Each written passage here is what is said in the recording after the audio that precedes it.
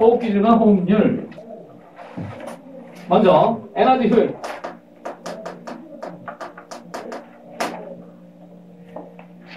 공부를 효율적으로 해야 되는 이유는 시간이 한정되어 있기 때문이에요. 특히 이제 이 생투를 듣는 친구들은 대체로 3학년이 많습니다. 2학년부터 듣는 친구들도 있고 하지만 대체로 3학년인데 3학년 때 듣다 보면 마음이 막 급해져요. 그래서 급한 마음에 이게 막 허둥지둥하면 효율성이 떨어집니다. 왜냐하면 집중을 더 못하는 거거든요. 효율이 높은 상태라는 것은 그러니까 우리 미토콘드리아는 세계 최고의 효율을 자랑하고 있어요.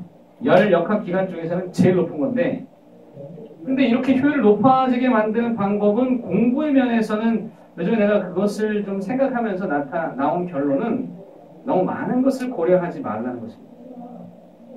이것저것 너무 따지지 말라는 것입니다. 마음속에 자꾸 갈등이 나면, 고민을 하면 집중을 못하게 돼 있어요. 그러니까 아주 사소한 것도 고민할 필요가 없는 게, 예를 들어서 저녁 먹으러 가서 햄버거를 먹을까, 짜장면을 먹을까, 짬뽕을 먹을까, 중국식 가가지고 짜장면 먹을까, 짬뽕을 먹을까 고민할 필요는 없다는 것이죠. 그냥 내키는 대로 하면 돼요. 오늘은 짬뽕. 그럼 짜장면이 서운하지 않냐고. 짜장면은 서운하지 않아요. 네가 서운한 건데, 그때 짬짜면요, 그럴 필요가 없어요. 어중간하게 할 필요도 없다고. 짜장면 오늘 먹었으면 짬뽕은 다음번에 먹으면 돼. 근데 그걸 자꾸 그 자리에서 고민하려고 드는 건 마치 이거야. 너무 선택권이 많아요. 그건 뭘 반영하냐면 지금 네 삶에 너무 많은 갈등들이 존재하고 있다는 걸 내포하고 있어요. 공부할 때 이것저것 재지 마시고 그냥 하면 돼. 그냥. 이걸 재잖아요. 여러 가지 재는 게 있어. 변수들이 많으니까 막 그러는 것 같아. 그게 현명한 걸로 착각하지만 아닙니다. 공부 잘하는 애들은 보면 그냥 별 걱정 없이 그냥 해요.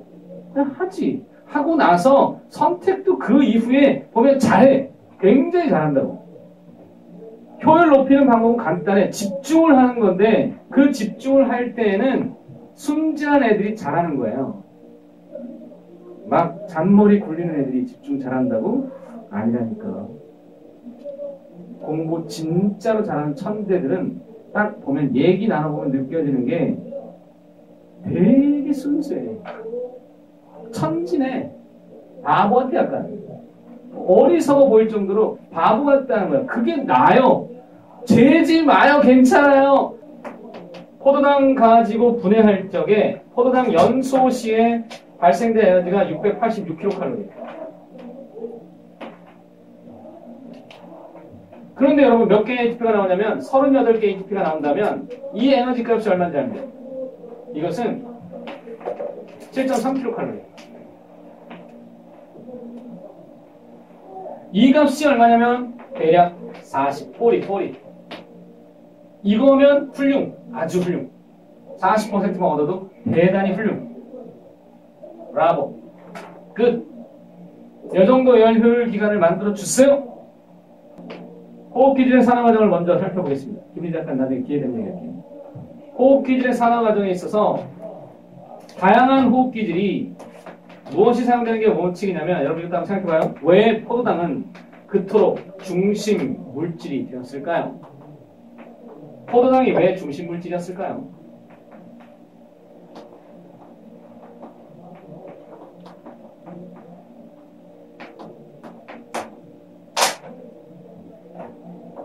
생각. 간단하죠. 광합성을 해서 포도당을 먼저 만들기 때문이에요. 포도당이 중심 물질인 이유는 그것입니다. 그것을 이용해서 동물들이 살아가는 거잖아요.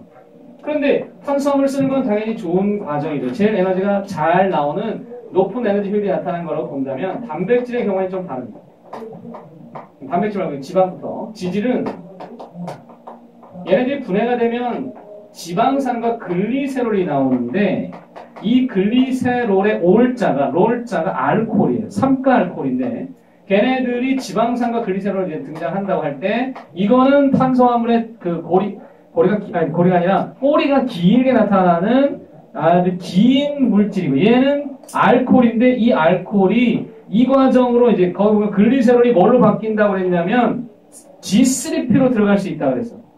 G3P로 들어간다는 건 이 중간 단계로 들어가는 거예요. 여러분 해당 과정 기억나니? 포도당, 과당인산, G3P, 피루산. 일로 들어갈 수 있다는 거죠. 그리고 지방산이 뭘로 갈 수 있냐면 활성 아세트산, 즉 아세틸코에로 갈 수 있는데 이때 이거를 베타산이라고 그러는데 뭐라 돼? 그런 거 시험에 나온 역사가 없어. 네, 그런가 보다 하면 돼. 들어갈 수 있겠구나. 그런가 보다. 그런데 여러분 이 질문을 할 수 있죠. 이리로 들어가는 것이 에너지가 더 많이 발생하겠느냐? 이리로 들어가는 것이 에너지가 더 많이 발생하겠느냐는 생각할 수 있어요. 똑같은 물질을 가지고 일로 집어넣은 거나 일로 집어넣은 걸 볼 때 앞으로 들어갈수록 더 많은 에너지가 방출된다는 걸 알 수 있겠죠. 또 하나는 이제 단백질 얘기할 때는 이런 얘기하면 돼. 단백질이 분해되면 아미노산이 됐는데 아미노산은 뭘 가지고 있냐면 NH2라는 작용기를 가지고 있어요. 그 NH2를 반드시 떼내야 한다는 것이죠. NH2 안녕. 이것은 무슨 작용을 하냐면 탈아미노 작용. 자, 이거 꼭 이렇게 한다는 정도만 기억하면 돼요. 왜요? 아미노산의 성분이 뭐지? 단백질의 성분이 뭐지? C와 H와 O와 N과 S거든. 이 애들은 여기 없어. 포도당은 C와 H와 O로 돼 있잖아, 그지? 반드시 떼야 된다. 안 띄고는 못 들어가요. 탈아미노 작용을 일으키는 효소가 뭐겠어? 탈아미노화 효소. 간단하죠? 그것은 제거 부가 효소에 들어가는 거죠. 제거 효소, 제거 효소. 그레스리 TCA로 들어가거나, 일로 들어가거나, 일로 들어갈 수가 있는데, 사실 여러분 다시 한번, 단백질을 분해해서 아미노산을 생성한 다음에 그것을 이렇게 태워버리는 일은 바람직한 것일까요? 아니면 그다지 바람직하지 않은 일일까요? 바람직하지 않은 것입니다. 왜? 주된 에너지를 사용하지 않고 이걸 쓴다는 건 몸의 구성물질인 효소 쪼개고 막 단백질 쪼개서 야, 다 태워버리자! 이렇게 된 거예요. 날씨가 춥다고 공항, 제주 공항에서 사람들이, 그 많은 사람들이 막 있는데 우리 춥다고 그러더니 뭐 하냐면 공항에 있는 벽을 막 벽지를 뜯어서 태우고 막 거기 의자 가져와서 막 플라스틱 태우고 막 사람들 옷 벗겨가지고 태우고 막 이러면 안 될 일이지. 거기서 난방을 틀어야 되는데 그게 안 되고 막 뭐 이상한 거 태운다 그러면 정상적인 상황이 아닌 거야. 네, 그렇습니다. 이제 인천이라네. 제주공항이 얼마 전에 이제 다시 오픈이 됐나 봐. 눈에 갇혔던 50시간. 네, 그렇습니다. 됐어요. 그 다음에 이제 우리는 호흡률을 계산해 보자. 호흡률 RQ라고 하는데 이것은 언제 쓰는지 알아요? 호흡률을 언제 쓰냐면 구하는 것부터 얘는 구하는 시기 바로 소비된 산소량분의 생성된 CO2량으로 구합니다. 그런데 이거 다 기체잖아요.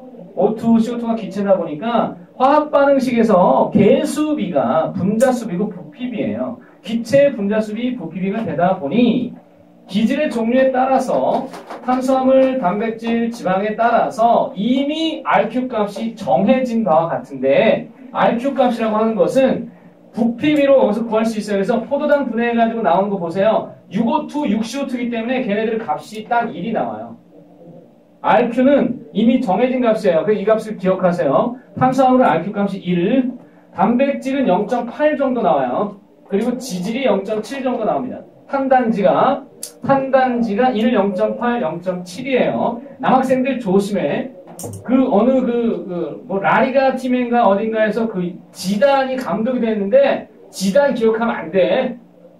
그 탄지단이 된다고.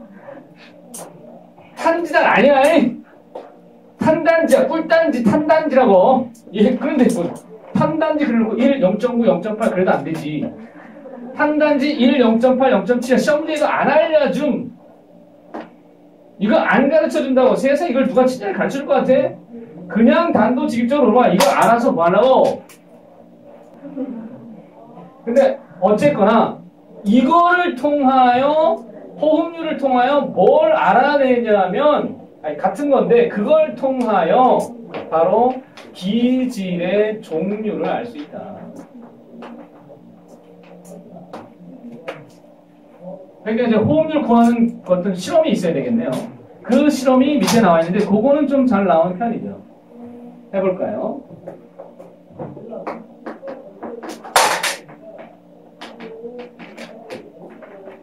RQ를 구하는 실험이 어떻게 되어 있냐면은 콩을 가지고 실험을 합니다. 콩 KOH 주 이것은 유리관이다. 얇은 유리관에다가 잉크를 뒀어요. 잉크가 시작점이 여기입니다. 똑같은 비교를 할 수 있는 대조군을 설정합니다. 여기다가 물을 둡니다. 이것은 콩콩콩입니다. 이 콩은 똑같은 콩이어야 돼요. 다른 콩은 안 돼. 이건 완두콩, 이건 작두콩은 안 돼. 똑같은 콩의 크기도 같고 모양도 같고 다 환경이 비슷해야 되니까 잘 알아서 해. 그러면 얘네들 뭐해? 콩이 뭐하니? 바라시에 호흡을 하겠지. 호흡을 하게 되면 산소를 소비할 텐데 여기도 그려야죠. 요 상태 3 스타트. 그런데 이 A는 말이죠. 몇 센치 이동했냐면은 주안나 들어갔어. 여기까지 잉크가 7cm 이동했다는 거야. 그에 비하면 얘는 움직이질 않았대. 어찌된 일일까요? 아니지. 거꾸로 됐지. 맞다. 이게 움직이지 않았고 얘는 7cm 이동하고 끝났어. 여러분 KOH가 하는 일이 뭐야? 앞에서 나왔지. 강력한 CO2 흡수제. 그럼 이거 무슨 일이 벌어졌냐면 산소가 소비된 만큼 들어갔는데 이산화탄소가 여기서 발생이 되었지만 KOH가 다 먹어버렸어. 따라서 그 부피 변화가 없습니다. 그럼 이 노란 종이 7cm는 뭘 뜻하냐면 산소 소비량이 되었다. 산소 소비량인데 비해 이건 어떻게 되냐면 CO2가 물에 녹지 않기 때문에 CO2만큼 다시 나온 거에 따라서 들어갔다가 똑같은 양만큼 들어갔다가 다시 나왔지비. 얼마가 나왔냐고. 7만큼 나온 거지. 그럼 얘 뭐예요? CO2 생성량. 그럼 이제 이걸 정리하자면 이렇게 되겠네.